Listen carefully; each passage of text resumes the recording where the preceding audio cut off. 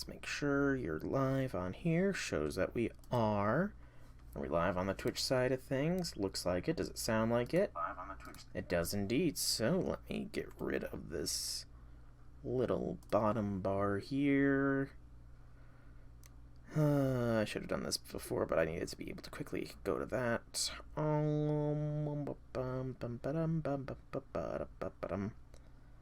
don't know how to hide it off the top of my head.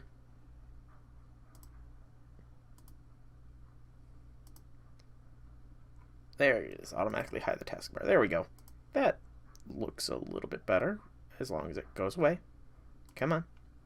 There we go.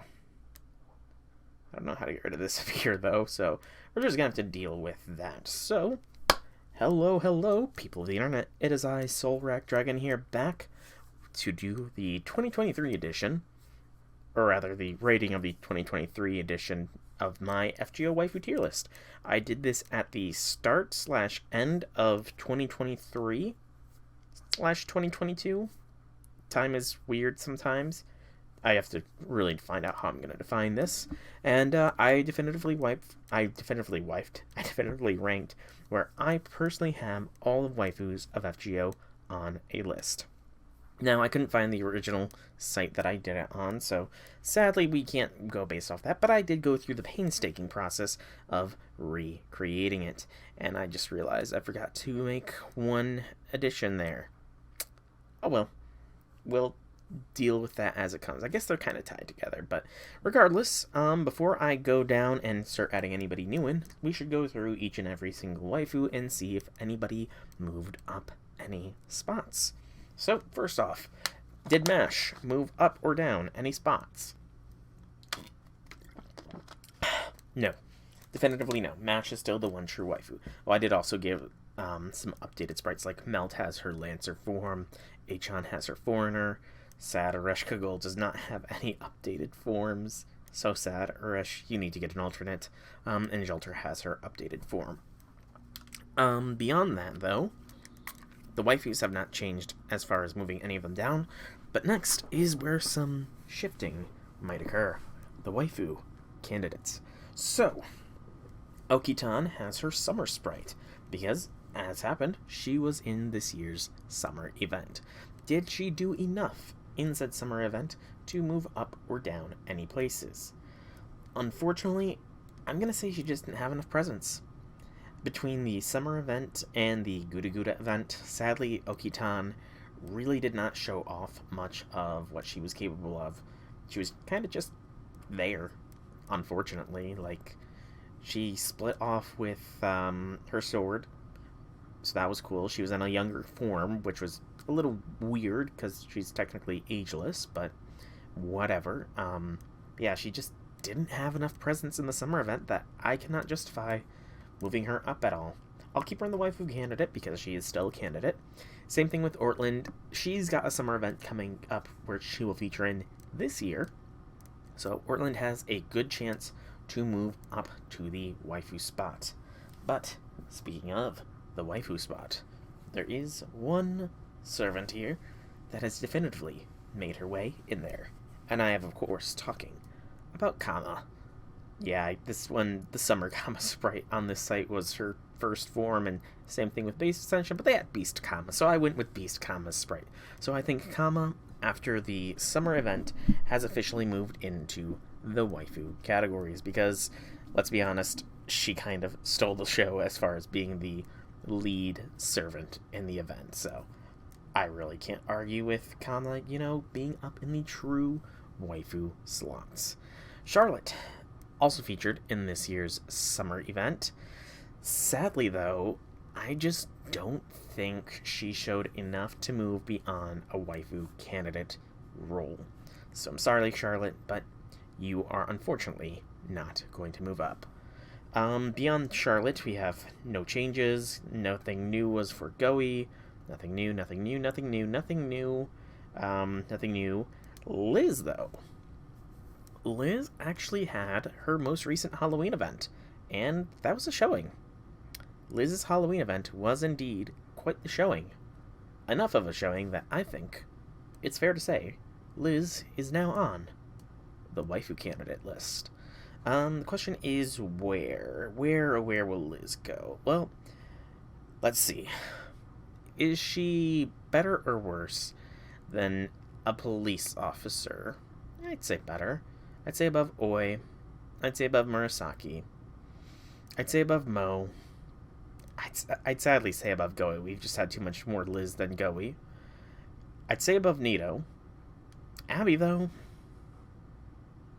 I can't say that Liz has shown herself better than Summer Abby, which is baseline Abby, the Abby that we saved in Salem. So, yeah, I will not put Liz any higher than there.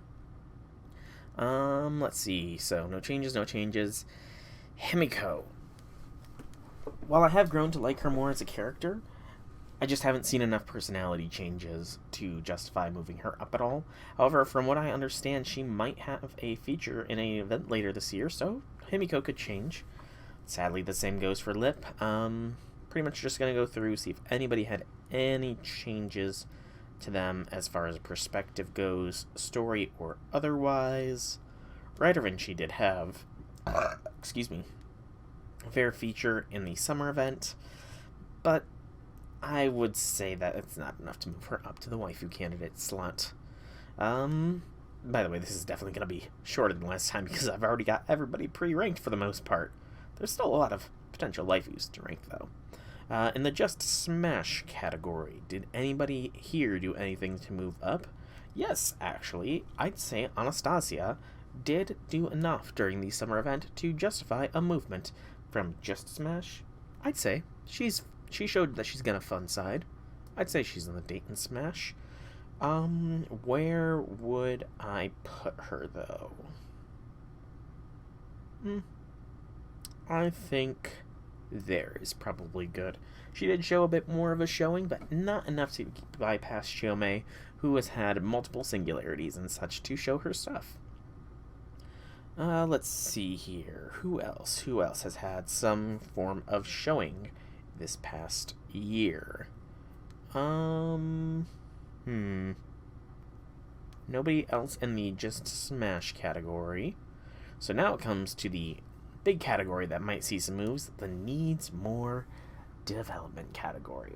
So, this is kind of where I messed up. I meant to get 2 pictures of Castoria in here because I have done some more bond line reading and stuff on all these various servants, especially the more recent ones, and it turns out that, and I'm pretty sure I stated this before, the Castoria that we have at Chaldea is not the Castoria that we journeyed with throughout Avalon Lefay.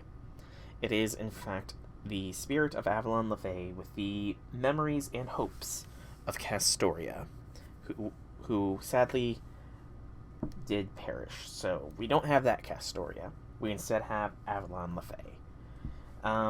Given that knowledge, I wanted to rank them separately, but I think that in honor of Castoria, I will move Castoria, the Castoria we met in Avalon Lefay, out of the needs development because she certainly got her development.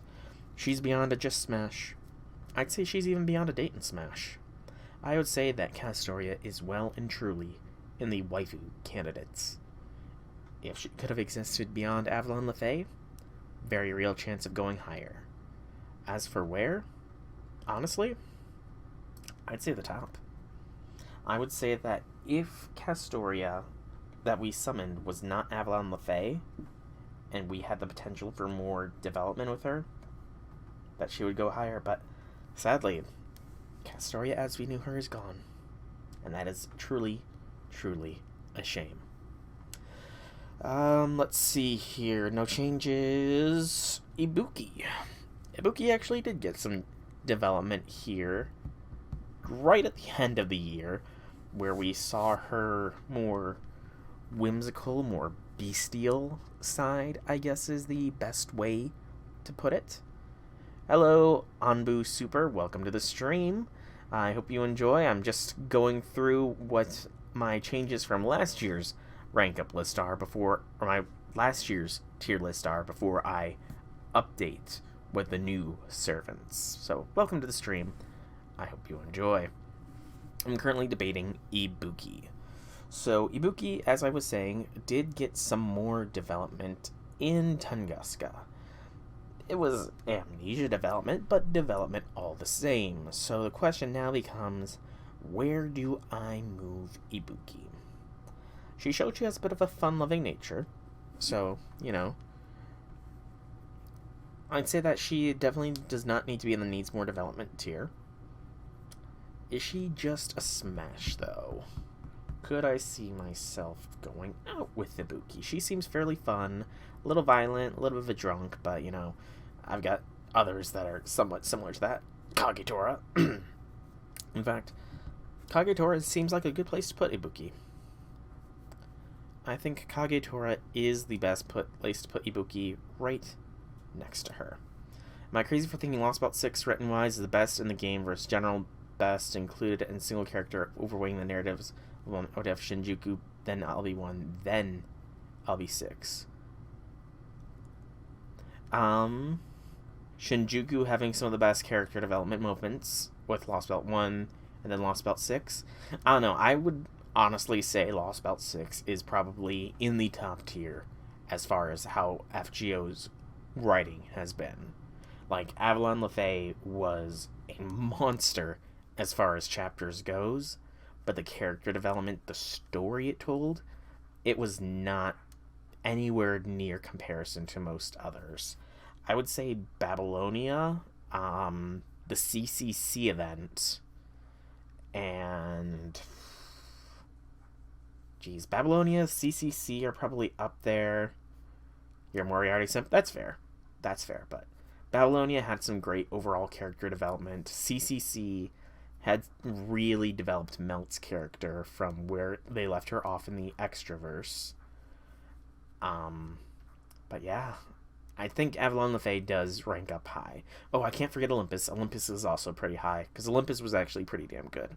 All Lost Belt chapters have been really good, honestly. Top tier writing the Lost Belts, I would say. Definitely not the slow increase in quality like the Singularities were. Definitely not. Anyways, back to all of this. Did anybody else show any development? Gareth. See, I really sometimes I overvalue characters and things they did in the story rather than the entire narratives and characters in it. I mean, Lost Belt 6 definitely had both of that. The overall narrative as well as the characters and the story that happened in Lost Belt 6, those were a match made in heaven. Speaking of Lost Belt 6, Gareth, I am... Sadly, my judgment is clouded with Gareth having her Avalon LaFay counterpart, which wasn't Gareth, but it was, whatever her Fae counterpart, the head of the Mirror Clan. The head of the Mirror Clan.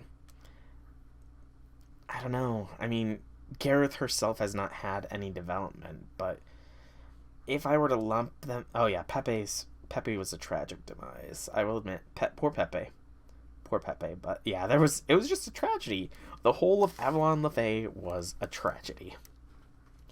But sadly, as much as I like how Gareth was portrayed in Avalon LaFay, that's not the Gareth we summoned.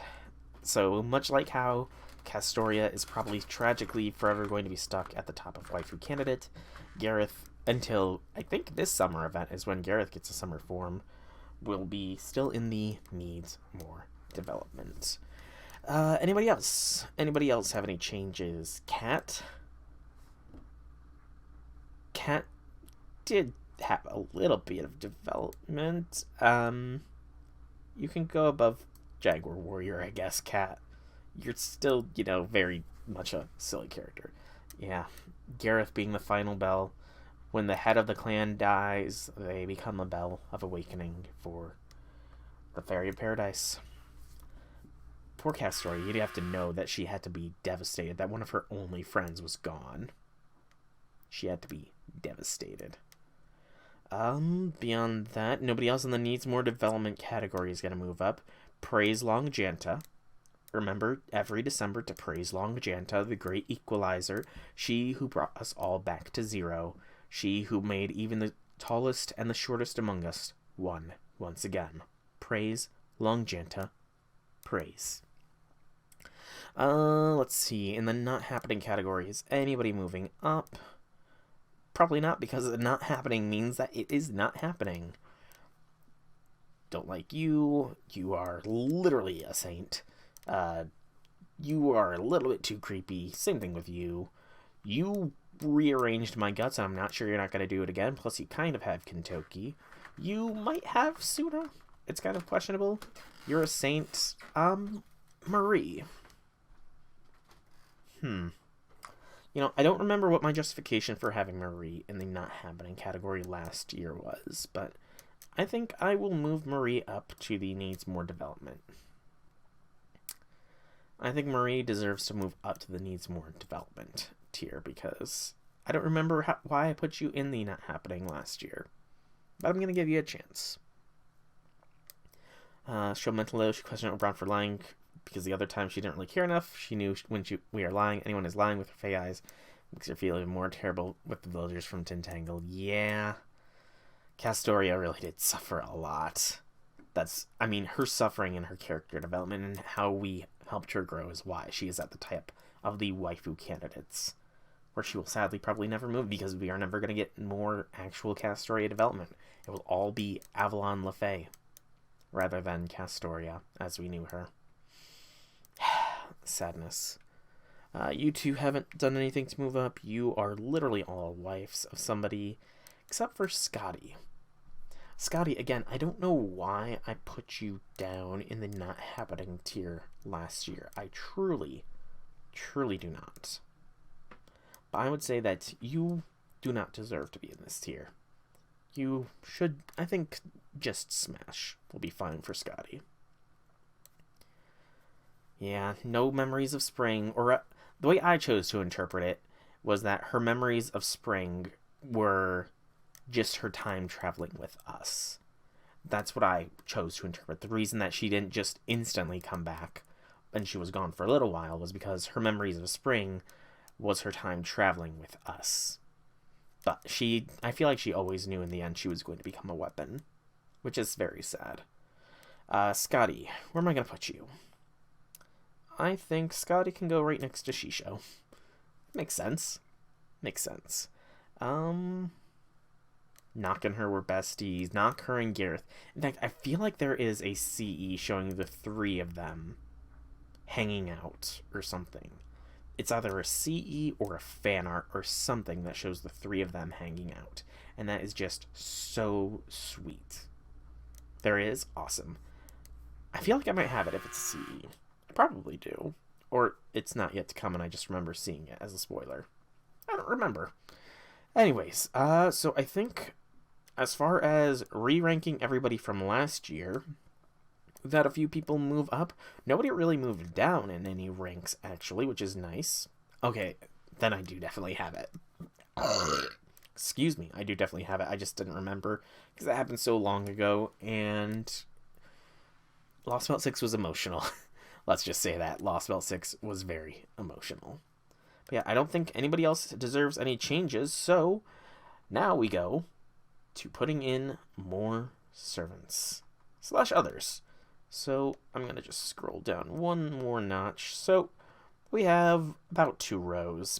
Cinderelli is the divider between all the other female servants and not. And we got a fair few people to be thrown in there. I have some that I forgot to replace their summer sprites with, so I will probably do that. First up, one that I don't think was on the list yet last year, but is potential, Tiamat. I think Tiamat, she had a lot of development. I think Tiamat deserves to be up in the just smash category. You know, I think Tiamat definitely deserves to be up here in the just smash category. Where, though? I'd say there is good. As a waifu, you put Castoria that needs friendship and love tier rather than waifu, since, you know, I want to have to have therapy. I mean, you know, she'll sadly never get it, but it was kind of implied that Castoria did start to develop feelings for us over the course of her journey through Lost Belt 6. I mean, we spent about a month together, and that's longer than we spent with, say, Ereshkigal or Melt. So she definitely was starting to develop feelings for us, and I would say she deserves to be at the top of the waifu candidate. If she was able to come home to Chaldea as herself, she would have a very high chance of moving up to the actual waifu tier. But sadly, it's just not going to happen because, again, Castoria as we knew her is gone. Only Avalon LaFay remains. Alright, so Tiamam is in the Just Smash category. Next up is Mecha Ellie-chan Mark II. I kind of didn't realize that she wasn't in there last year, but she can go right next to Mecha Ellie-chan Mark I in the Needs Development category. Yeah, definitely can go next to her. Next one. Last year, I just did Spishtar as one decisive unit. This year, I'm splitting them up into two decisive units, because they are technically two different people. We have Ishtarin and Ashtart, if memory serves. I mean, you know, they are technically speaking, the Fairy of Paradise has the same template, which really just means that if Castoria ever grew up, she would look like Morgan, so just saying. Like, damn.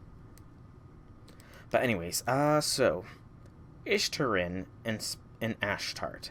Ashtart, we did have some, you know, back and forth with her very early on in Saber Wars 2 years ago. So, but we never really went beyond that, and it is funny because she is the good side that was tried to be corrupted to evil, but never actually was evil. So I can't say she needs more development, but I can't say she would go higher than the Just Smash tier. Where in Just Smash? I think there is fine. Ishtarin, though, we spent a whole event with her, essentially. She got plenty of development. She's a fun gal. She's the evil side that was turned to good. I think she deserves to be in the Date and Smash.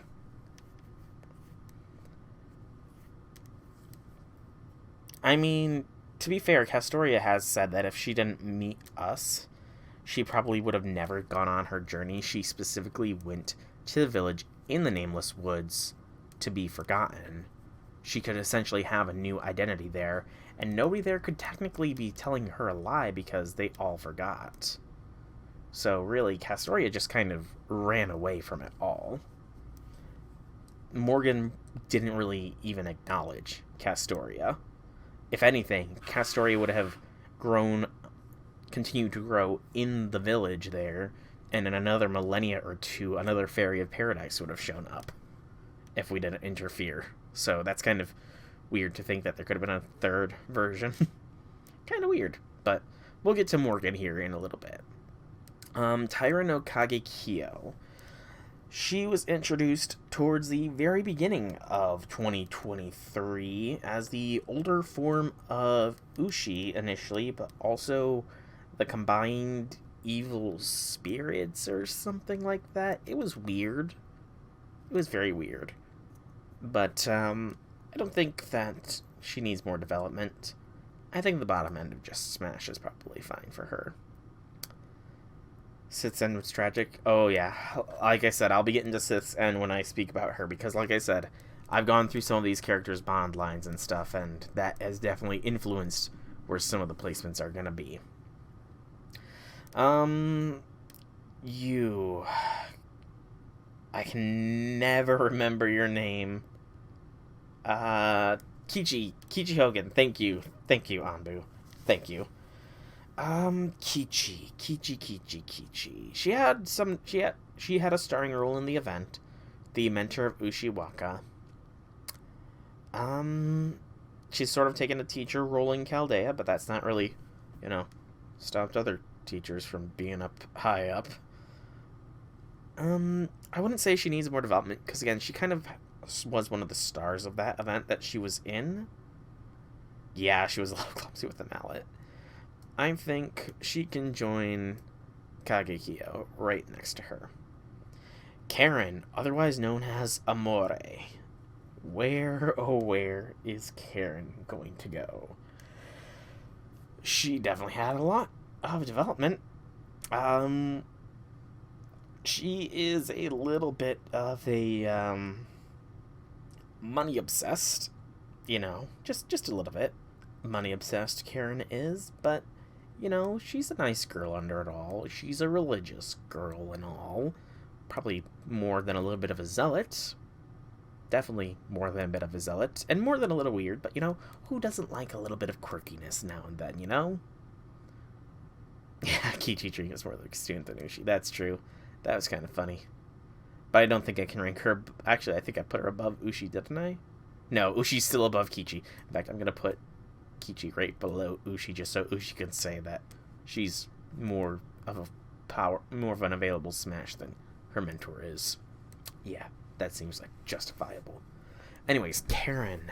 I think she definitely is in the date and Smash category because I could see it. I could definitely see it. She's fun, she's quirky, she's a little money hungry, but, she's otherwise a nice person overall. Definitely above Ryder Vinci. I would say above Ishtarin, who I probably am going to move up. Definitely above Helena. Cersei. I would say she's sort of at the same level of Anastasia, honestly. I'd say sort of at the same level as Anastasia. Ishtarin, meanwhile, I'm going to put you above Kagetora. Yeah. I mean, most of these servants have so many names. I mean, Vich herself, Koyanskaya, Tamamovich.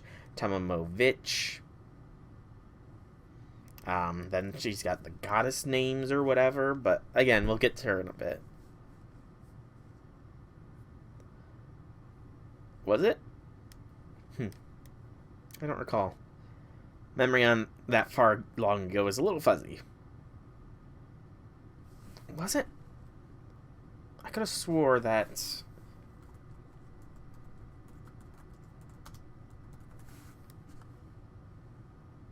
No, Space Ishtar, Ashtar, Origin. No, it was Ashtar. Yeah, we have three Rins. It's Ishtarin, which is the evil side that did get turned good. I'm pretty sure it's Ashtart, which is the good side that failed to be turned evil, and the goddess overall form, which was not... I don't remember the name of the goddess form overall. I'm trying to find, if I can't find... Oh no, it was just... No, okay, so it was...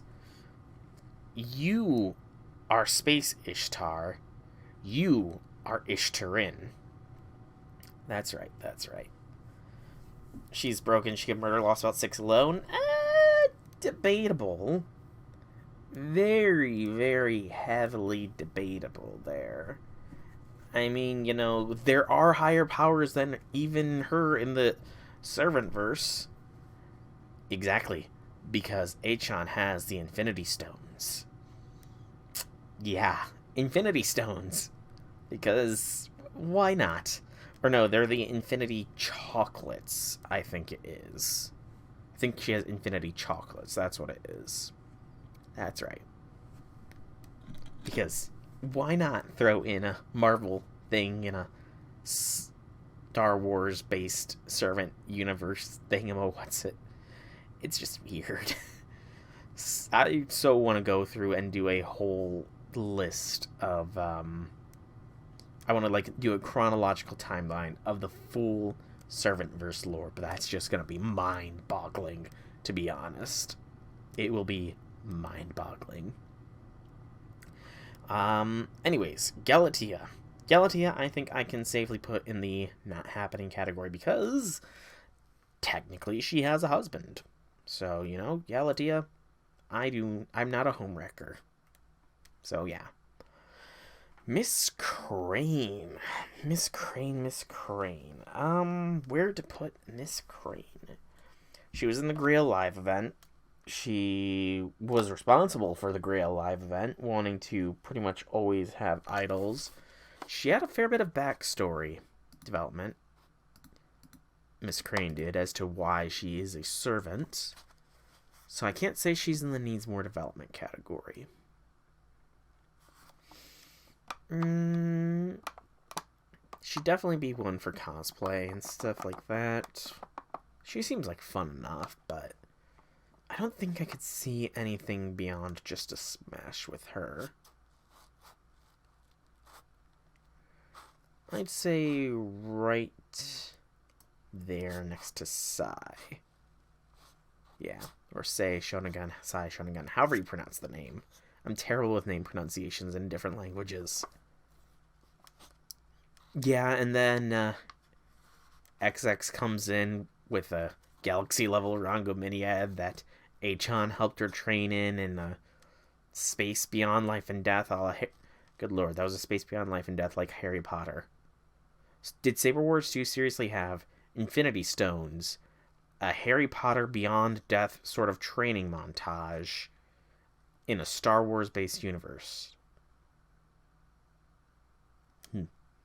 I mean, that means Kama could actually beat her, to be fair. Because Kama was burned by the flames that are meant to incinerate the universe, which means conceptually Kama is also a universe.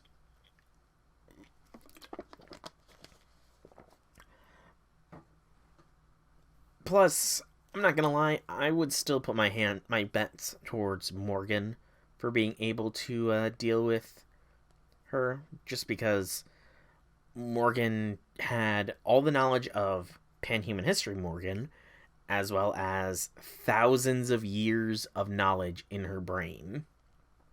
Thousands of years of knowledge and magic. Exactly, she also has Rongomeniad.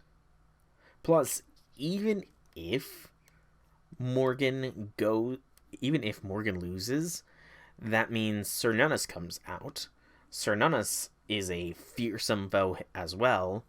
And if Cernunnos goes down, then you have the Abyssal Worm, which is, infinite, able to devour anything, and only through the power of something beyond time and space were we able to escape. So, I think the Abyssal Worm, which can devour anything, yeah, anybody trying to take out Lost Belt 6 is in for an uphill battle. You've got one... No, the worm was destroyed. We defeated the avatar of it in Oberon, and then Melusine dealt a critical wound to it, and we escaped because with Oberon gone, or rather, Melusine created an opening that we could escape from, but because Oberon, which was the host of the worm, was defeated, the worm lost its cohesion and fell apart. That's what happened. So, we defeated the Abyssal Worm, but you'd have to be swallowed by it, not fall asleep, and defeat its host. Yeah. Actually, she didn't. Aurora was still alive at the end, so F her. But she's not on this list because F her, and not in the good way. Not in the good way. Anyways, we're on to Morgan now. Yeah, but one of the last scenes is of Aurora watching Melusine flying in the air. But now we're on to some of the servants from Lost Belt 6, starting off with the Fairy Queen, Morgan herself, the Queen of Avalon Le Fay, the 6th Lost Belt Queen. So, where to put her? Excuse me. Morgan. You are definitely a complicated woman. On one hand, back when you were ASIC, you were a great friend with MASH for a couple of months. You also, for thousands of years, dealt with the fairies' bullshit and didn't go crazy until when you almost succeeded at bringing peace without you being the one being the ruler of it all. The fairies fucked it up, and then you just lost it. But you didn't completely lose it. You made sure that MASH would be able to be reunited with us in the end. You gave Castoria a chance to walk away from it all, if she so chose. As long as she did not ring a bell, she would not be, hunted down. You did threaten to destroy humanity, but, I think that a fair bit of these, yeah. I mean, that just shows, honestly, that's another point. That just shows how much she trusted Woodwose, whose name I still do not like pronouncing as Woodwose, because that just makes it sound like uwu talk. Like, Woodwose uwu? Like, that, I wish they had translated his name to Woodrose, because Woodwose is just, ugh. But, despite her cold exterior, she did still have a soft side, is what I'm trying to say. She did not murderize MASH despite knowing that she would have to fight against her one day. She did not instantly gib Castoria despite knowing that Castoria would have to fight her one day. She protected the fairies. She brought them all back after wiping everything out. She saved Balban Sith. Like, she saved Balban Sith when Balban Sith was on her last life, essentially. She didn't raise her the best way, but, she did her best. I would say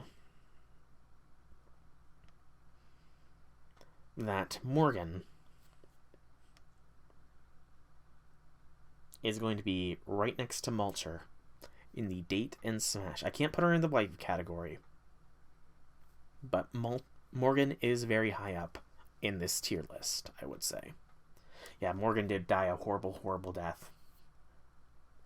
Honestly, between all of Morgan's backstory, her life as ASIC and all that, that is why she is as high as she is, because I think that underneath all that cold exterior, if she had somebody that actually showed her genuine compassion and such, she would be such a better person.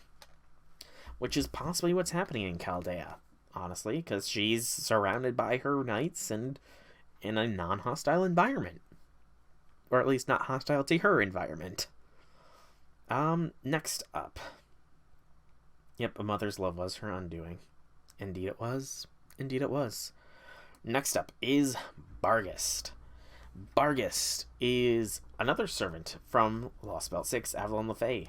She was, through my initial reading, like before we got the big exposition-y backstory drops of everybody, like on their initial banner, Barghest was the only one of the fairy knights I wanted to roll for. Morgan didn't have any redeeming qualities at the time, neither did Balban. Melusine was barely there.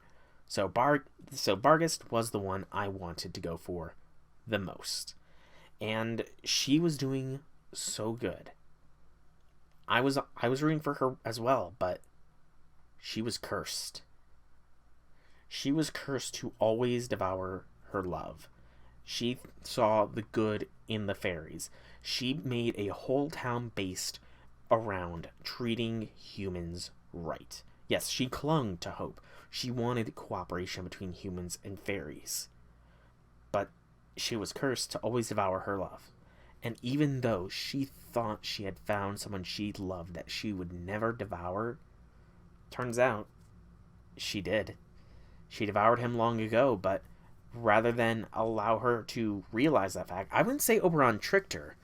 I'd say Oberon, he might have made sure she was a calamity, but he made sure her calamity was delayed. Because if Barghest had realized then and there when she first did it, she would have become a calamity then.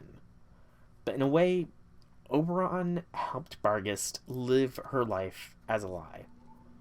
A happy lie. She thought that she was doing good in the world. She thought she had somebody she loved. Thank you for the follow, Ambu. She thought she had somebody she loved that she would never devour. She was genuinely happy. She even supported overthrowing Morgan and was willing to take responsibility for her part in Morgan's regime. But then it was all a lie. As soon as she returned home after Sir Nunus started to emerge, hoping to get the fairies together, get the fairies and humans together to escape Lost Belt 6. She found the truth. She found out what she had actually done all those years ago and how the fairies that she had thought were being nice to humans, treating them well, were just as monstrous as many were led to believe. And that was the straw that broke the camel's back, essentially, and Bargus descended into a calamity. But then, even at the end of Bargus' life as a calamity, who would come and put her out of her misery except exactly three Knights of the Round Table: Sir Lancelot, Sir Gawain, and Mash Kyrelite. 3 Knights of the Round Table came to put Bargus out of her misery. 3 Knights of the Round Table came. They were her heroes. She read about them. She had been told about them, and she idolized them. And when she was at her worst, she was put down by them, tragically. And now in Chaldea, she doesn't have to worry about that anymore. She can still live a happy life without having to worry about potentially going crazy and devouring anybody. Yes, she now knows that the fairies were never as good as she had hoped them to be, but still, now she's in a more peaceful place. But with all the character development Bargus got, I really cannot think of anywhere to put her except for in the waifu category. Waifu candidate category, rather. I would say she belongs just below Liz, just because, to be fair, Liz has gotten so much character development over the past years of FGO that there's really no competing with that amount of character development. And even still, Liz isn't at the top. So Kagetori terrifies you. Her Valentine gift line gives you nightmares.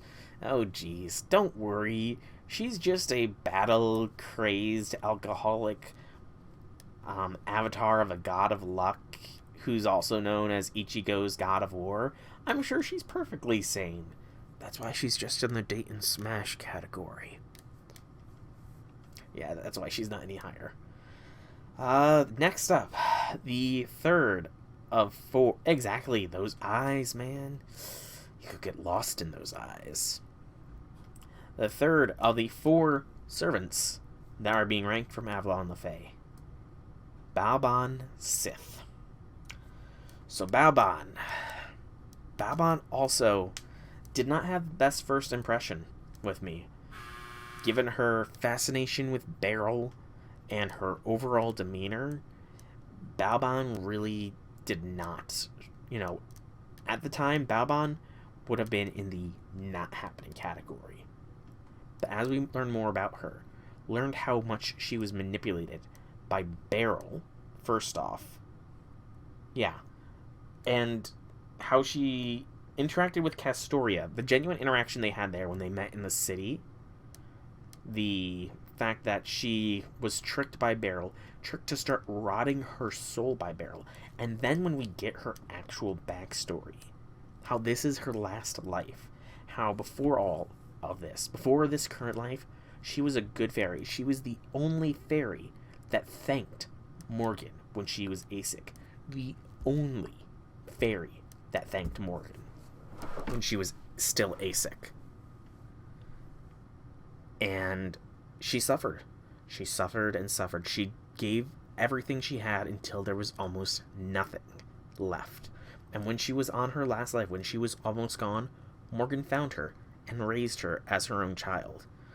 Because kindness led to such cruelty being done to her, she taught Balban to be cruel instead of kind.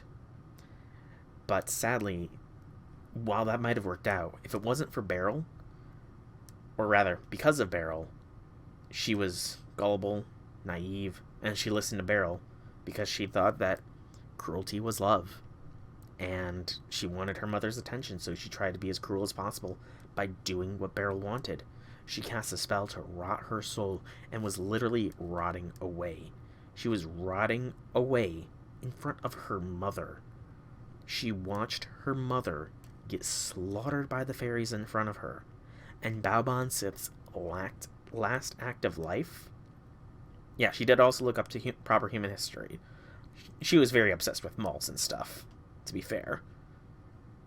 But when Baobon Sith was on her last ropes of life, she was forgotten as her mother was slaughtered in front of her. She knew the one secret of Morgan. She knew about Sir Nunus. And so she did the final act of vengeance against the fairies. And she threw herself into the pit, a soul-rotting curse on her, and sacrificed herself to Sir Nunus to destroy the fairies that had destroyed the fairy Britain that Morgan, her mother, had made. Truly, Sith did love her mother. And Sith had a very tragic backstory. And Sith's ascensions... my finger's starting to hurt from holding down the mouse too long. Sith's ascension, Sith's final ascension, seems to be sort of a callback to that time when her soul was rotting away. She's pleading for her mother. She is so much in pain. Really, it's a question of, is the sadism a mask for somebody that's really hurting deep down inside? So I think Baobon Sith needs to go in the B+, date, and smash category. Now, I'm going to take a quick break here. I got to do some laundry stuff, so I'm going to run a quick ad, and then I will be right back.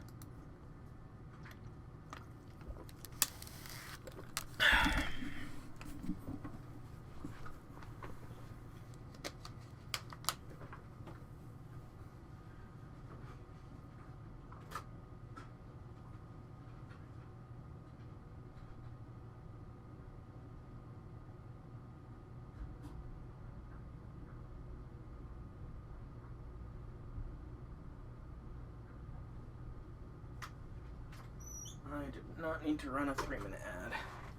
I could have gotten away with a 1 minute. That's my fault. Oh well. I couldn't get a drink then.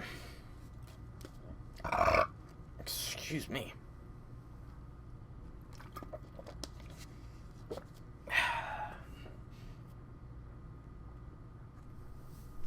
But it looks to be typing through the ads.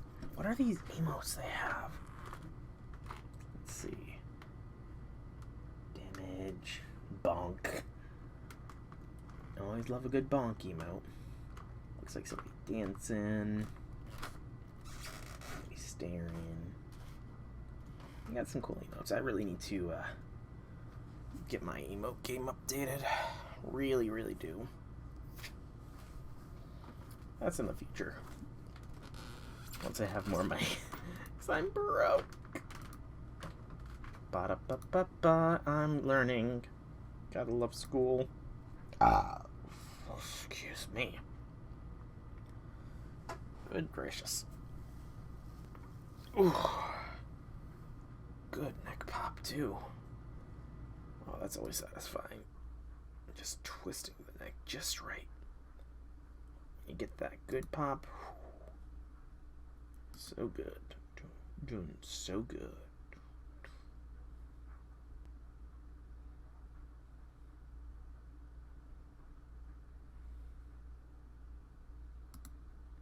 Yeah, I definitely should have gone with a 1 minute ad. That's my bad, my bad, my bad. Talking about my bad, my bad.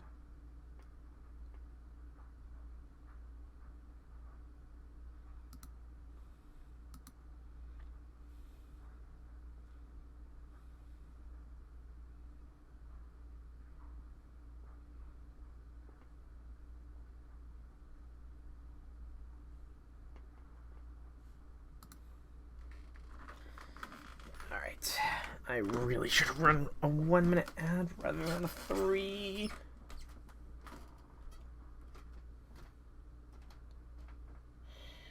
I got about a minute until the thing is done. Do do do do do do. A minute until it is done, and then I can interact Dun, dun, dun, dun, dun, dun, dun, dun, dun. Looks like Ambu's talking about Sai and Hienkyo. Okay. I can potentially bounce off that for a little bit here. I'm pretty much done talking about Baobon for now. Actually, I'll talk about Sai in a little bit, because technically Hienkyo did happen, and that wasn't the same Sai, but yeah, we'll get there. We will get there. 11, 10, 9, 8, 7, 6, 5, 4, 3, 2, 1, 0. Alright, and the ad break should be done now, so I am back. Welcome back, Ambu. We'll get to Sai in a little bit, because I do realize I don't have her summer sprite here. We're done talking about Baobon for now, but we are on to the final of the Fairy Nights. Or rather, the final of the big summonable Fairy Nights, because there is technically one more. And that next Fairy Night is Melusine. So, Melusine, oh Melusine, where to put Melusine? So, as I said, at the very beginning, Barghest was pretty much the only of the Fairy Knights that had given me enough reason to summon them. Melusine just didn't have enough of a presence. We saw her, she was apparently a jet fighter. Do you think Scotty could love Oberon? Possibly. I mean, Scotty did love all of her children, so I don't see why she wouldn't love Oberon. Oberon might feel a little weirded out about it, though, to be honest. Oberon would definitely feel weirded out about it, because I don't think Oberon thinks he deserves love. Yeah, he's always searching for his Titania, and she's probably out there somewhere, you know. If Oberon could be incarnated, then why not Titania as well? In fact, we know Titania has some portion, given that Titania is part of King Protea. That would be kind of tragic, considering how he threw Blanca away. That would be very tragic, considering after Blanca died, he kind of threw her away. But, Melusine here. So, didn't really care for her at the beginning of Avalon LaFay. She was sort of just an enemy, the strongest Tam Lin. And then we started to slowly, gradually get drip-fed more of her backstory. She had a very regal appearance beneath the battle armor. She showed a very bit of protection for her corpse's resting site, which is kind of weird to say, but it's the same. And the true thing is, she had a deep love for the one person she thought loved her, Aurora. However, Aurora didn't love her back, not in the same way. But still, Melusine showed a loyalty to Aurora beyond all loyalties. The only one I would say that she also had a fair bit of loyalty to was Percival, because she saw Percival as her younger brother. And I think on some level she knew that while Percival did love her at some matter, he had the familial love, Aurora did not have that same love for her. I think on some level Melusine knew that. She knew she would never get the kind of love that she wanted. She knew she would never get she was also a daughter, essentially seeking love from her mother, like Baobon was with Morgan. Only, unlike Baobon and Morgan, there was no love from Aurora to Melusine. Aurora saw Melusine essentially as a pet, something to use as disposable. She intended to have Melusine help her escape Avalon LaFay, and she didn't comprehend Melusine's betrayal of her at the end. Melusine honestly was a lot more complicated than I gave her credit for at the very beginning. She had plenty of development, so I definitely can't put her in the needs development category. But as much as development as Melusine did have, I don't think she had as big of an emotional development as the other Fairy Knights, honestly. Like, Barghest, I genuinely felt terrible when her character arc had its end, when she had to be put down by the hero she idolized. Morgan suffered a tragic end after a life full of strife. Same thing with Balbon. She suffered a tragic end after a life full of strife. Melusine, she hadn't been around as long as the others, to be fair. She was the strongest, she was arrogant, but she also had a nice demeanor. She had genuine care and concern for two people, Percival and Aurora. And even then, she was willing to fight Percival despite her sisterly love for him. But still, she did have love. She did have a heart. I think that if she had time to get to genuinely know somebody, I think right there is a good place for Melusine in the B+ tier of date and smash, because honestly, I feel like if Melusine gets a little bit more development, which she very well could be. I mean, I have not seen any of the Fairy Knights Valentine's lines. That could very well change their rankings next year. But as it currently stands, this is where they will go for this year. Their Valentine scenes could very well tip the scales one way or another. Yeah, poor Morgan. She didn't get dismembered. She got completely turned into a pile of gore, from what I understand. Like, Nock didn't even recognize her. No, it's siblings. Definitely siblings between Melusine and Percival. Definitely siblings. And that's another tragic thing. The Percival Melusine knows is not the Percival in Chaldea. She lost her brother forevermore. Because the Melusine we summon does have all of the memories of Fairy Britain. But sadly, she will never be reunited with the Percival that is her brother. She has a pseudo-brother in the Percival from Chaldea. In fact, I'm pretty sure she even has lines for him. But it will never be the same. Which is tragic. She's with her heroes. These two are with each other. And poor Melusine was always kind of an outlier between the Fairy Knights. Melusine was always kind of an outlier. And she doesn't even have her brother to be with. Kind of sad for Melusine. Kind of a sad fate. Alright, so I think I will save all the Koyans for towards the end here.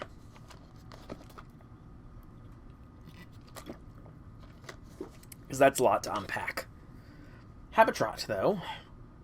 Oh, Habicat. Habicat. So, again, this is not the same Habitrot that we encounter in Avalon LaFay.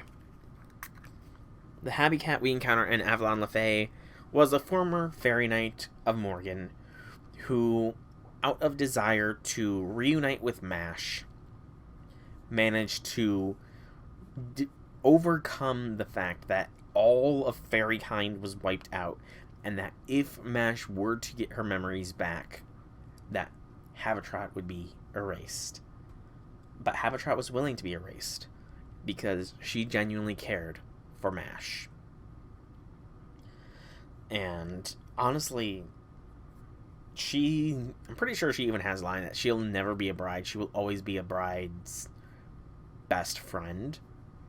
So I think because of that, I'm going to give, much like Janta gets her own special category, I think Habitrot deserves her special category.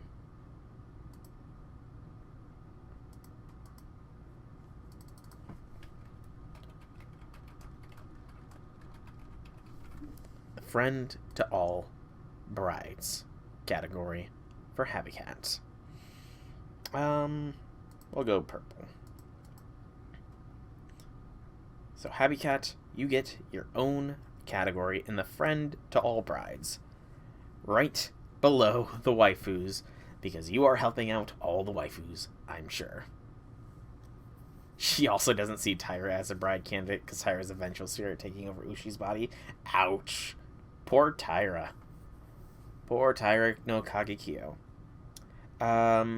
What's the difference of the laws about 6 characters alive versus as Chaldea servants? I don't think there's any difference. I'm pretty sure all of them have all of their memories except for when they descended into the calamities. In fact, Melusine might actually still have memories from when she was a calamity. Bargus kind of lost all sense of herself when she became a calamity. Baobon kind of died, and I guess Baobon's memories get locked away after a certain point. Like, when you hit her final ascension, it definitely seems like Baobon is as she was at the end of her Lost Belt 6 journey. True. So, perhaps the third ascension for all of them is when they regain their memories of when they became a calamity. Or, in Baobon's case, after she did the soul-rotting curse. Because Baobon does not seem to have any of that negativity until she hits her third ascension. So I think that's probably the case. They all have all the memories from Avalon, but it is on hitting their third ascension that they unlock the memories of when they were essentially a calamity.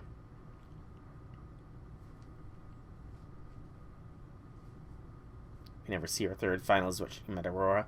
True. But yeah, I do think that is what the case is. Their third ascension is when they unlock all their memories of being a calamity, or in Baobon's case, when she unlocks her memory of being cursed with a soul-rotting curse. Which is kind of tragic. Again, kind of tragic. Anyways, Lolly Vinci, your sprite gets replaced, and I don't think you're going to move up at all. Yeah, I don't think Lolly Vinci is going to move up at all. Morgan having the best, well, she looks the same as Third Ascension. I mean, to make up for it, Morgan did kind of suffer as the Fairy of Paradise for 3,000 plus years, where she was apparently tortured many a times and suffered a very torturous death in the end. So I think Morgan's built up enough of a suffering quota to not have a... Plus, I don't really think that Type Moon could get away with showing a mangled corpse as the final ascension, or as third ascension, because that would be what Morgan looks like at her worst state, is a mangled corpse, and I don't think anybody really wants to see that. To be fair, I don't think anybody really wants to see that. Alright, Sai, place your sprite with your summer sprite, and actually, I think Sai deserves a bit of a move up. So, Sai was in the Just Smash category last year. However, she had a somewhat starring role in the summer event this year, and Sai showed that she is actually very fun, very quirky, very fun-loving, very goofy. I honestly enjoyed a lot of Sai's interactions throughout the whole of the summer event. And beyond that, going to what you were talking about while the ads were rolling on Boo, Sai also had a role to play in Hien Kyo, but not the servant Sai, how she was towards the end of her life, because based on the timeline, that did indeed take place when Sai was an old woman. She was just using makeup and stuff to still appear as a young woman. So we got to see a much more mature version of Sai at that point. So she has the potential to be incredibly, incredibly mature. See, with Morgan looking tired, blood over her head, like in the story would be a sick guts. You're not wrong. Anbu, you are not wrong. That would actually be a pretty cool... That'd be pretty metal, that'd be pretty cool, though. Queen's final stand. And just have the throne just be a little bit out of reach or something. Or have her sitting on the throne. Yeah, that could be even cooler. But Sai, over the course of this year, she actually did a lot of character growth. We saw her more mature side in Hien Kyo, and we saw more of her fun side, more of the overall personality of her in the summer event. I would say she deserves to go up a category. I would say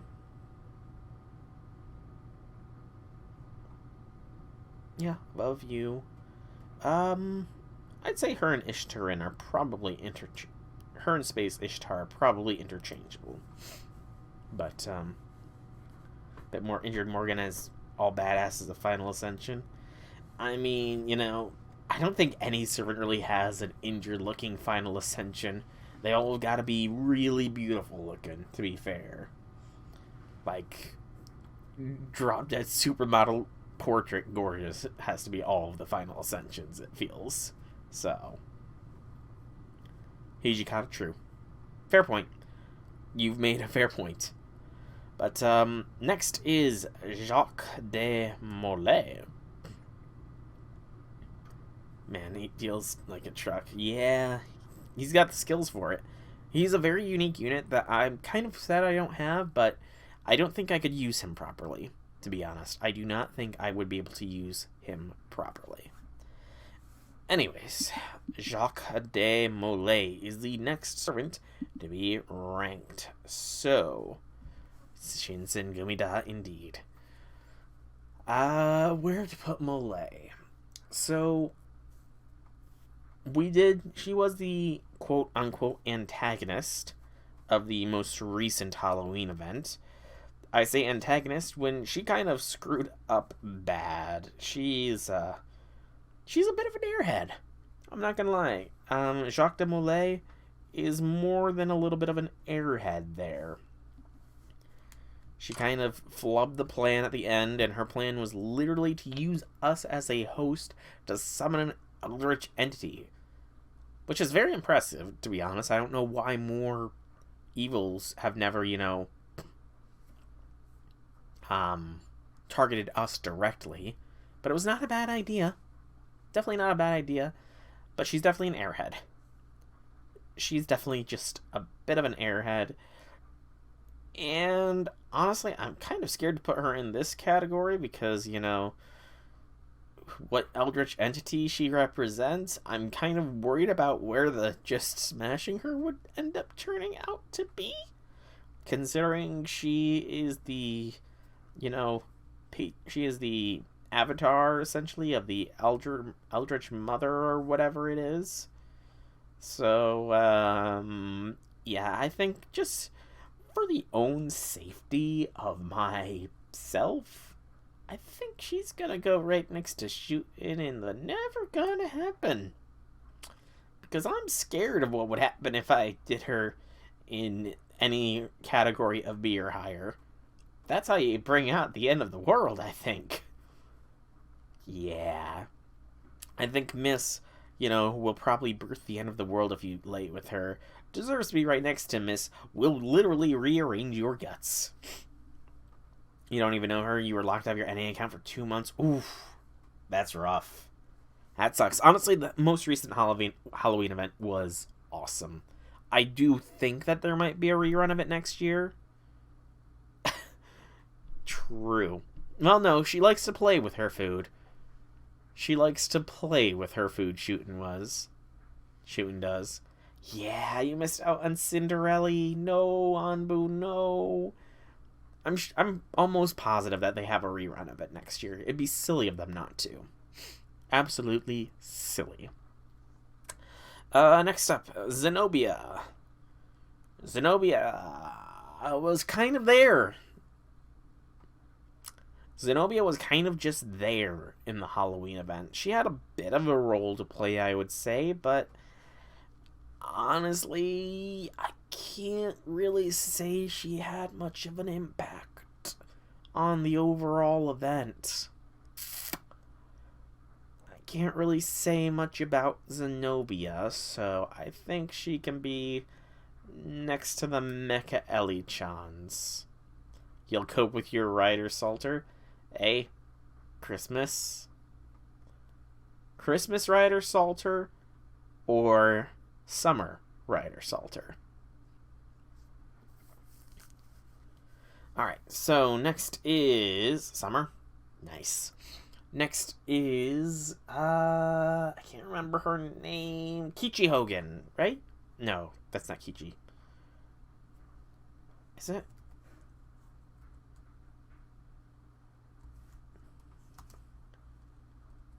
I don't think it is. I don't remember this one's name. Weirdest second skill upgrade. I don't remember what the second skill upgrade was. I can't remember this servant's name. Hang on. Don't tell me. I'm thinking. I'm totally not scrolling on a wiki or anything. I'm racking my brain space, pulling out the memory banks. I've got it. I know exactly who this is. This is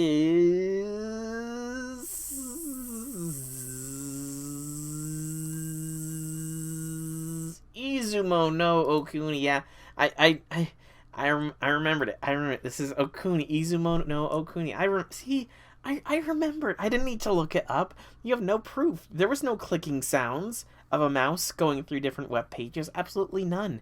Izumo no Okuni. I totally remembered her name. I was just seeing if you remembered, Anbu. And anybody else watching this in the future. I was testing your guys' memory. I knew all along. But Izumo no Okuni. So, we actually got a fair bit of her backstory in the Gudu Gudu event, which was kind of odd that we got how many servants could you name by look? Oh gosh, I could probably name a fair few, to be honest. I could probably name a fair few, but it's some of the newer servants with the stranger names that I have a little bit of trouble with. Like Izumo no Okuni. That's such a long name, man. Such a long name. But anyways, as far as she goes, we did actually get a fair bit of character development with her through the Guda Guda event. We got some details on her past, how she was a shrine maiden that was set up for sacrifice, but she seemed to be very rebellious against the natural way of things, wanted to see more of the world, and she eventually got her wish, though it was kind of a bit of a monkey paw, though not her monkey paw, as one of her friends was possessed by the evil spirit that all the shrine maidens were meant to seal, and she was the only survivor, and she spent the rest of her life hunting down that spirit and traveling the world, you know? So she seems like a very interesting character. I don't think she needs more development. We've gotten a lot of development for her, but I would not say we've gotten enough development to put her higher than just Smash. As for where in the Just Smash, I think right next, she likes using puppets. Donzo is a puppet. I think those two would get along fine together, especially in a smashing scenario. Wink, wink, nudge, nudge, hint, hint. Anyways, next up, we have the mysterious Ranmaru X. Mysterious Ranmaru X. So, the reason that Ranmaru is here, there is a lot of debate as to whether or not Ranmaru is a guy or a girl, but personally, I am of the opinion that Mysterious Ranmaru X is a female servant. That's just my personal opinion, and that is why she is on this list. So, Ranmaru X. Another servant versus servant, so you know it's gonna get weird. She is from a planet of all Ranmarus, where she proved to be the strongest of all the Ranmarus, and thus was granted the title of Mysterious Ranmaru X. Ryoma pull up all the Ryoma peak Guda Guda. Yeah. Honestly, this most recent Guda Guda was pretty damn good. I love the Ryoma and Oryu character development. It was so nice seeing those two get development together. They are such a wholesome couple, honestly. But, Mysterious Ranmaru X. Convoluted as hell backstory. But she does show care for us, given that she wanted to kidnap us back to the servant verse with her to, because we were her master. Yeah. We try to get kidnapped a lot by those servant verse servants. They want us bad. I'm kind of wondering, if we went along with them, how long would it be before we start calling them master / mistress? But, anyways, Ranmaru X. She seems fun. She had some character development, but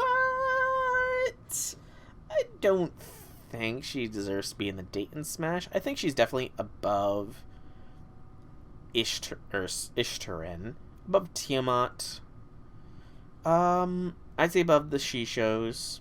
I'd say right next to Nobu is a good place for her. Right next to Nobu, because she has Nobu's head as a noble phantasm. Or at least some version of Ranmaru does, so that means she technically does too. Ba-da-ba-ba-ba. It's super strange. The lore of Fate sometimes is just so convoluted. It is. And again, Servantverse shenanigans. I definitely need to come up with a definitive timeline of the full Servantverse, starting from the origin of it all the way to the current point in time. It will be a very long and convoluted amount of research, but hey, research can be fun, you know? Research can be fun. Hang on, I think someone might want to talk with me. Let me check real quick. Nope, never mind. Sorry, somebody was outside my room's door, and I just wanted to make sure that nobody needed to speak with me or anything. Media Lily versus Media and Jason. Is Jason a really bad person? Yeah, very funny. Jason is a complicated person. I don't know if you caught on to it, but the Jason we meet in Atlantis is the same Jason from the third singularity, I think it was. But yeah, they're the same Jason. And Jason, they definitely went a lot further with Jason's character development. Jason had a lot more character development in Atlantis, which really made him out to be a much better person. Yeah, he had a rough start, but he definitely got better. They sort of did an accelerated Gilgamesh on him, where at the very beginning, Gilgamesh was a completely monstrous dude, yet he's chilled out so much over the years that it is amazing. Yeah, Jason, the coward Jason, hid how close he was to death and outmaneuvered Odysseus because he's Jason, and he can call on all of the Argonauts as his noble phantasm. Honestly, Jason is awesome, and screw Aphrodite for messing with Jason and Medea, because, yeah, their romance was kind of doomed because of the Greek gods and stuff. Even in the Fate-verse, they're not so nice. Even if Aphrodite gave Galatea life, she also has a track record of some bad shit as well, it seems.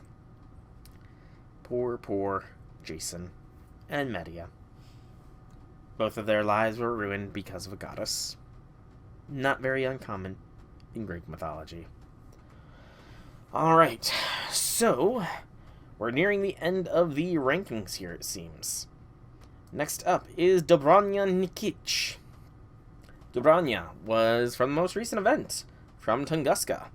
Got to know a lot about her, and it is her.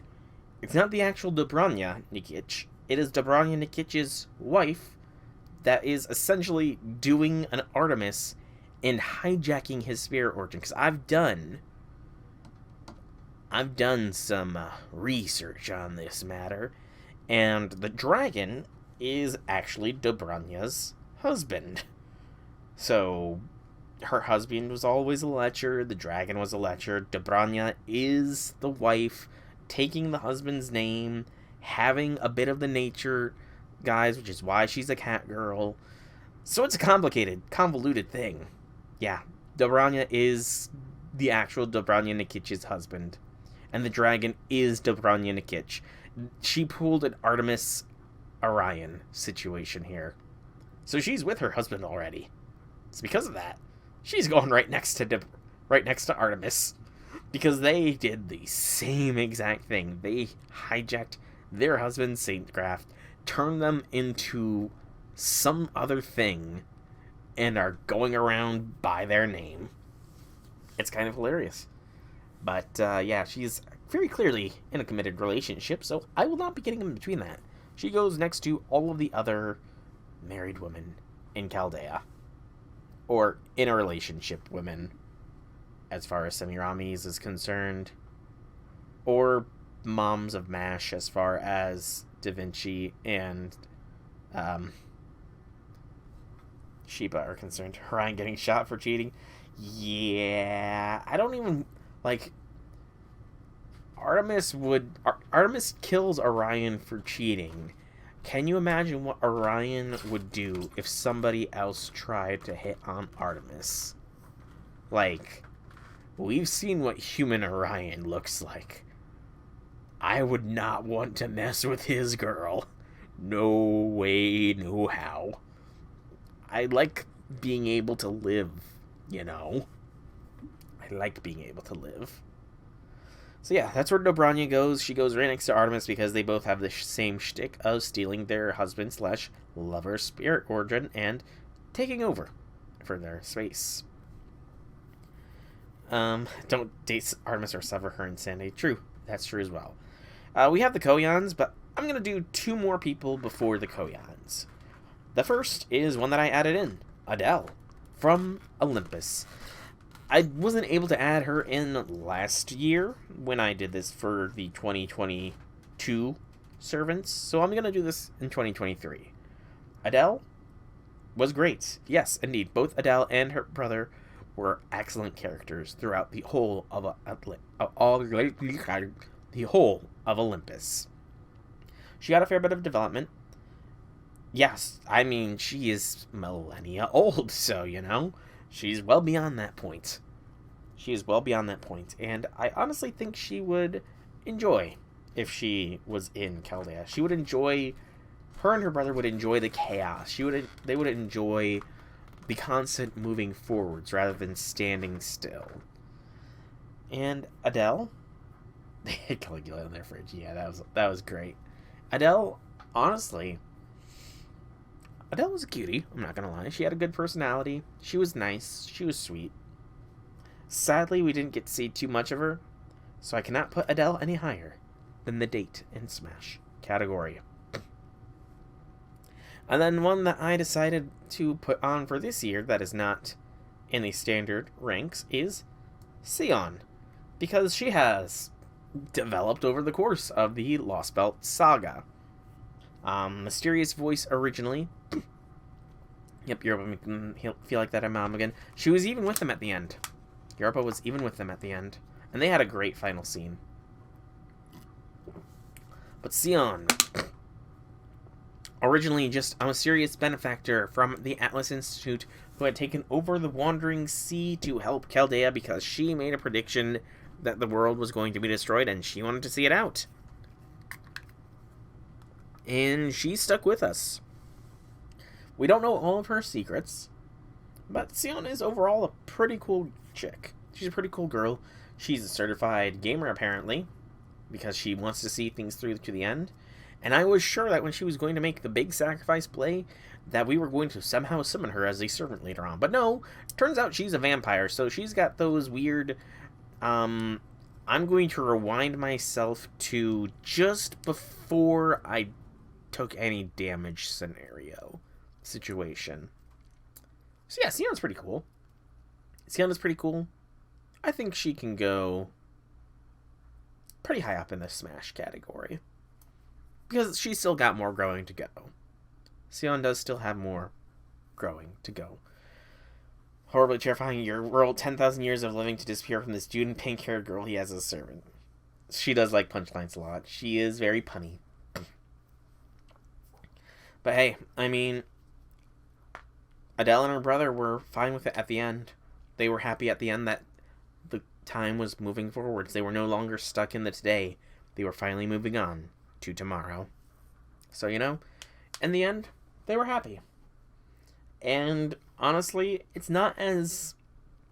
While it is a sad end, it's not as tragic as the end of Lost Belt 1 with Twinkle Twinkle Little Star, because I will never be able to listen to that song without feeling something again.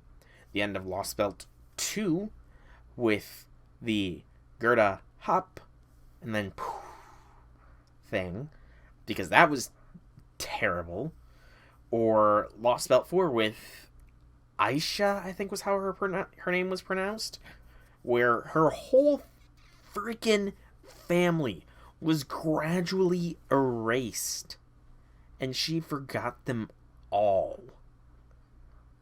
And when we see the craft essence at the end of it, she had a huge freaking family that was just gradually erased. And that was tragic. Like, poor Aisha. Honestly, Adele and her brother kind of had one of the most happy goodbyes that they could give. But all of the other companion characters from the Lost Belts, they kind of had a very bittersweet ending. Paxi sacrificed himself, and his Lost Belt went out to the tone of Twinkle Twinkle Little Star. Gerda, all of the children were put to bed, whereas Gerda broke the rules and hopped like Foe showed her. One last moment of fun before she was erased.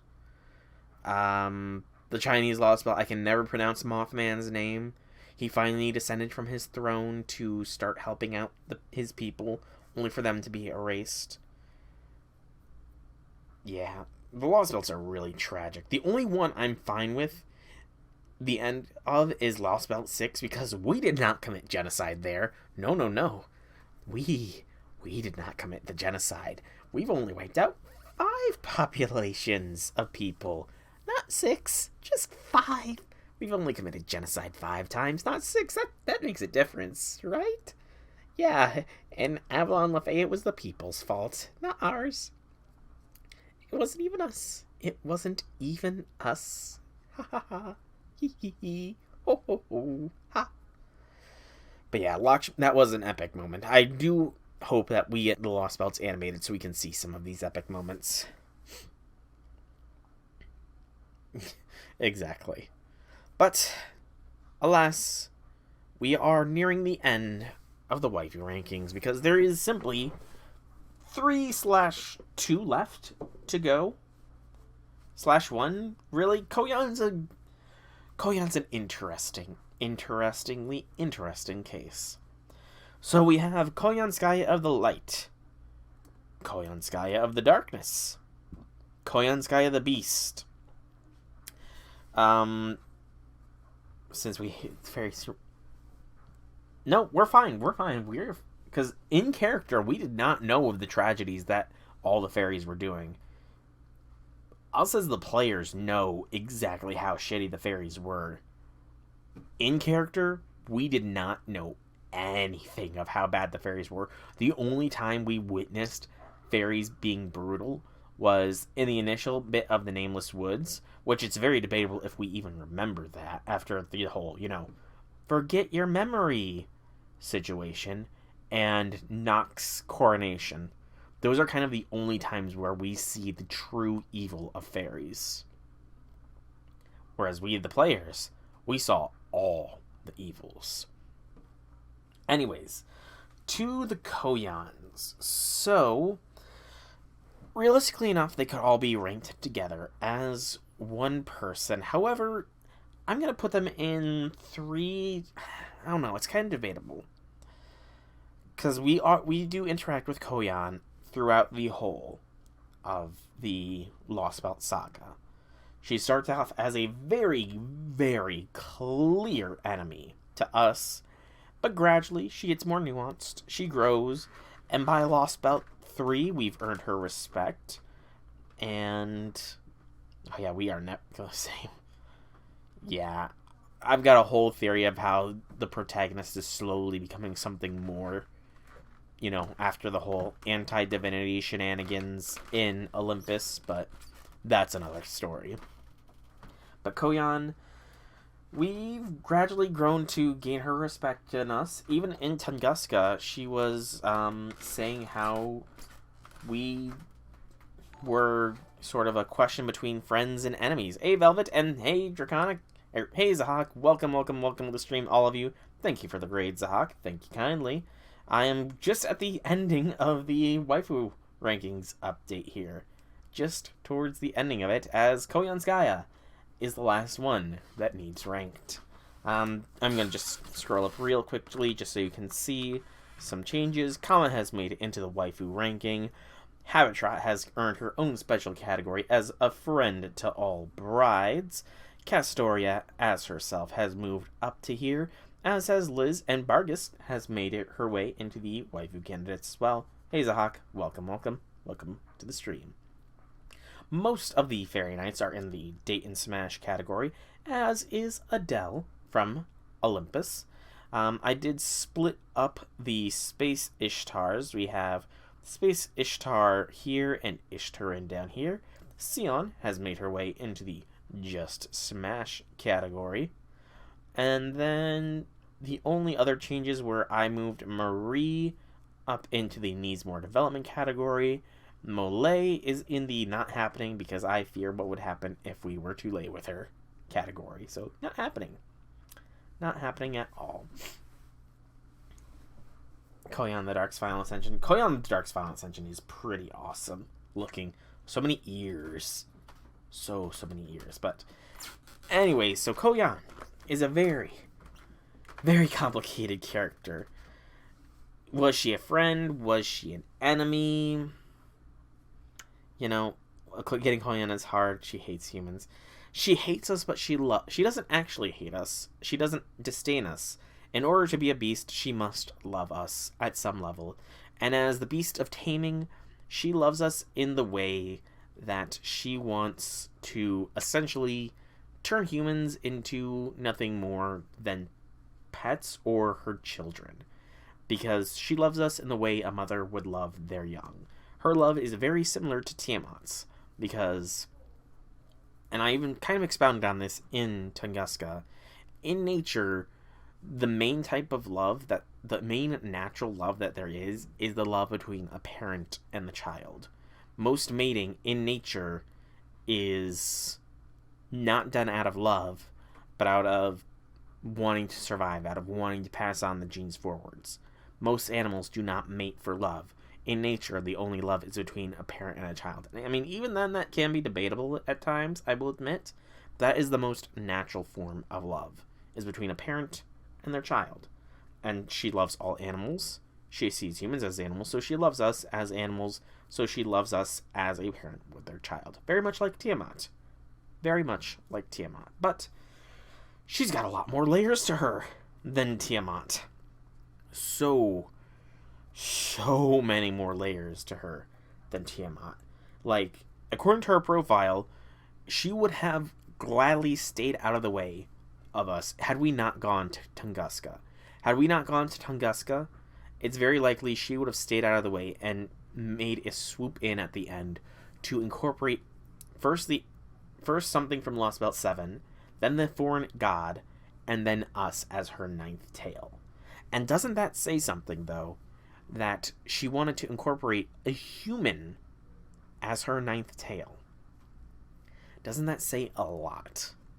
That despite her disdain for humans, she was willing to take one as her tail. Again, this sort of goes into the whole, there's more to the protagonist. There's more to the protagonist than meets the idea that I have, because she was willing, a beast was willing to make us her final tail.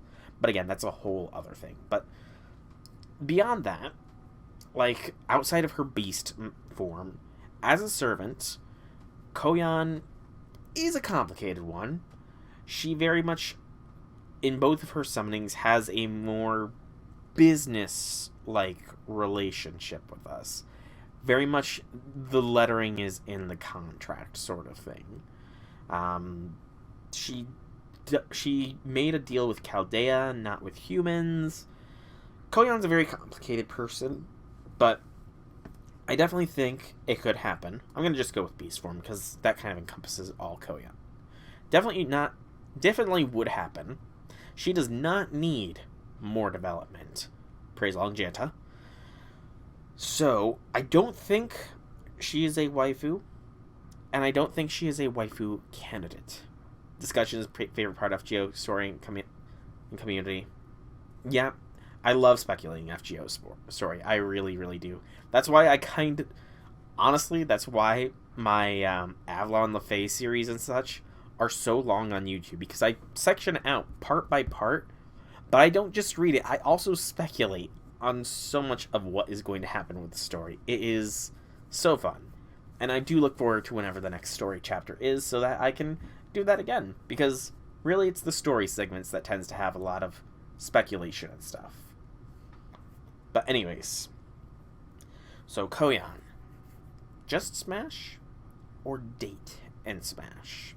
In other words, do I see potential in her for there to be something more? Or do I just, want to hit it? That is the question, is it not? I think there is potential for there to be more with Koyan. I do think there's potential for there to be more. So I think she's going to be in the B+ here.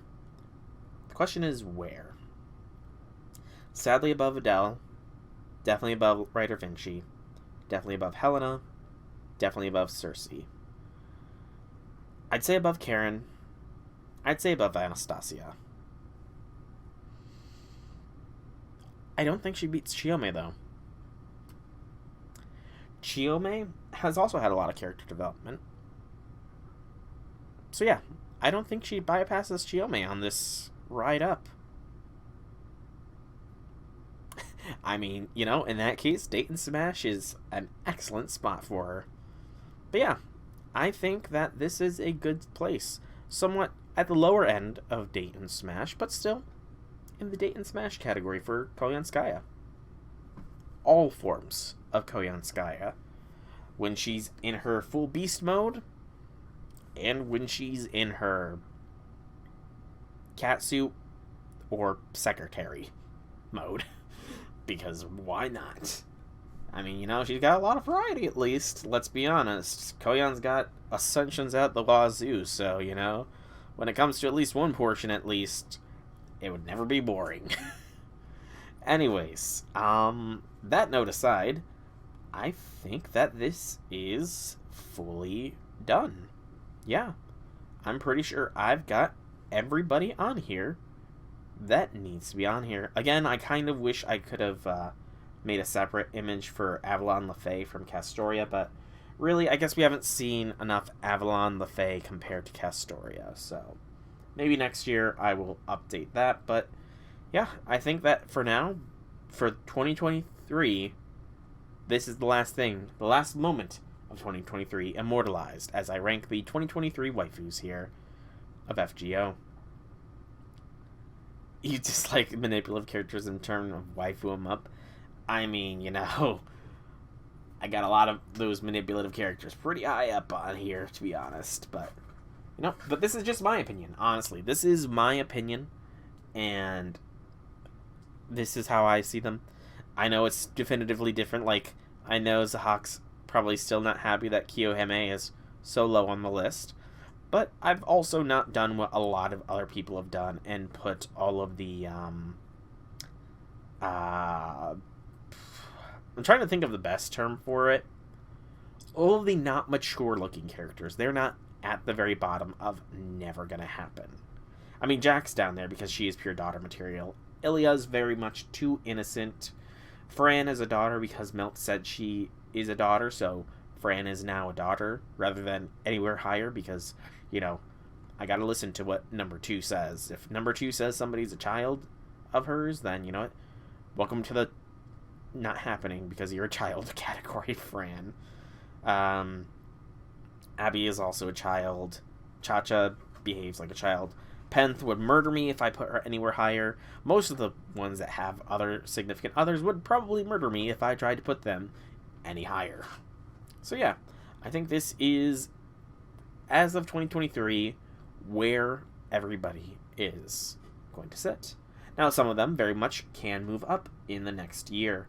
We have Valentine's coming up in a little over a month, and that could very well move some of the Fairy Knights higher.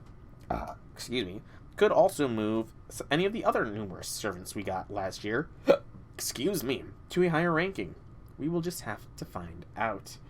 But that will be next year when we update this list for 2024. I don't really know what to expect. This coming year is going to be one of the most blind years I have going into FGO. While I did not know any of the Fairy Knights coming out, except for Morgan, also still very much annoyed that we didn't get...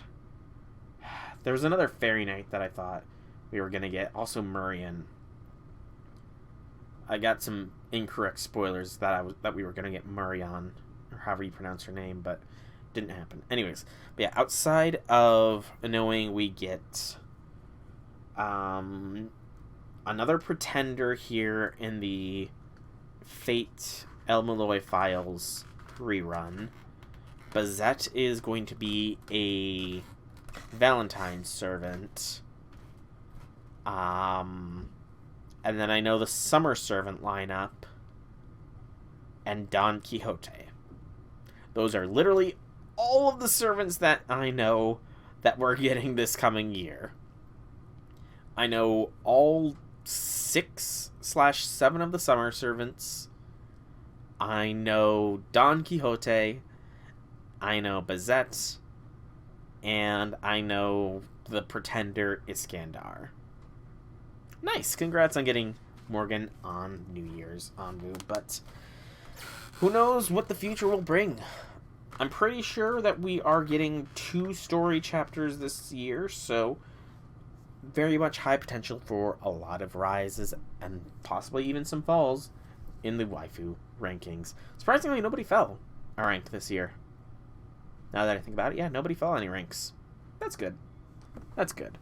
But we'll find out more about what the future comes for FGO probably next week, because I'm going to call this stream here.